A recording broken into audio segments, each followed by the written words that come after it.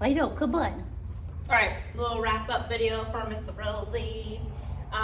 Always my first focus with training is, yes, establishing a marker system with the dog, which is just a reward event for them that they understand what I'm looking for, things I like, and so forth. So a marker is a word that marks a moment in time that I like something that she does.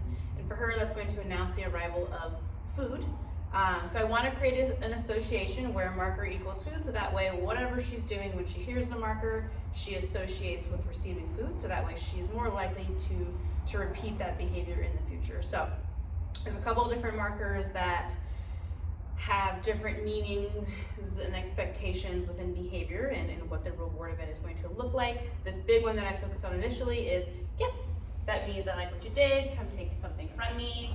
And I'm typically going to add a lot of movement. I do the yes marker in the beginning. I focus on the yes mark in the beginning when I'm teaching new behaviors, just because I'm not really expecting any duration in that at that stage. I want it to be really quick and flowy so that we can get in a lot of reps to build reliability in behavior. So yes is a non-committal marker. It just means, hey, I like that you did that, come take your food. So I'm going to use a little bit of movement to kind of up its value by making a little bit more of a chase, of a fun event. Very good. So I'm using that to shape new behaviors, build engagement, counter condition, all of those types of things. And then we have out. Good. Then we have our duration marker, which is going to be good, and the release, the terminal marker for that is going to be okay. So once she understands what I'm looking for, come here, sit. Good is implying, hey, I like that you did that. I'm going to bring the reward to her. Good.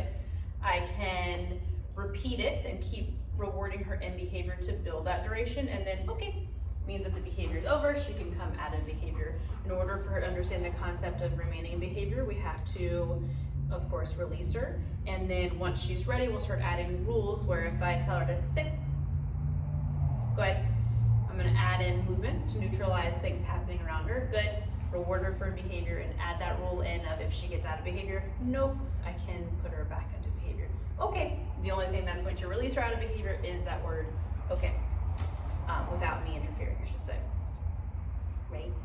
Then, once that is kind of set for her to understand, that was hard for me to say, then I want to add in understanding of pressure, specifically leash pressure and spatial pressure. So leash pressure is just going to be tension in the leash. Spatial pressure is me using my space to ask for space and so forth. Okay.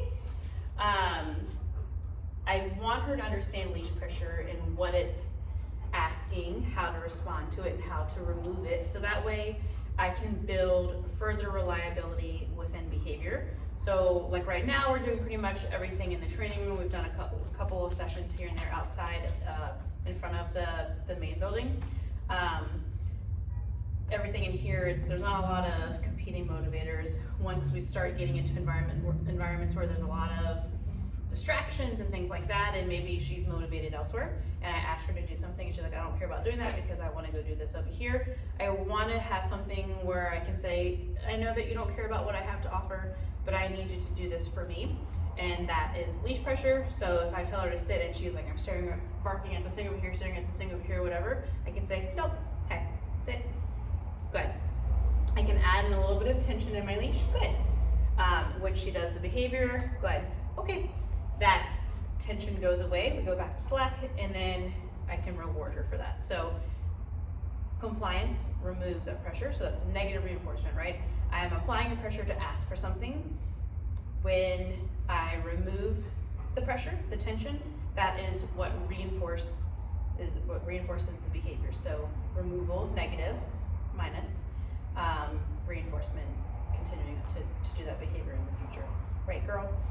When I deliver the markers, going backwards a little bit, it is important that the verbal delivery of that is given first, and then any type of movement suggesting that I'm going to give her food. I want her responding to the verbal marker and not my physical movements. I want those types of things to be neutral. The reason for that is I want there to be a reflexive response to those verbal markers. if she's solely responding on my movements, if, again, we're in an environment where there's a lot of distractions and she's not looking at me and she misses my cue of me reaching towards my treats or whatever, that's a missed opportunity, and she's not gonna know that the moment that she did something that I liked. So I want her hearing the word, and no matter what she's looking at, she's like, oh, I know that I did something good. I can go back and get my food. Or if I'm not physically giving her a treat, at least she knows that I marked it and that I liked what she did and when she did it. Right, girl? Okay, come here. Another thing that we're doing right now is out.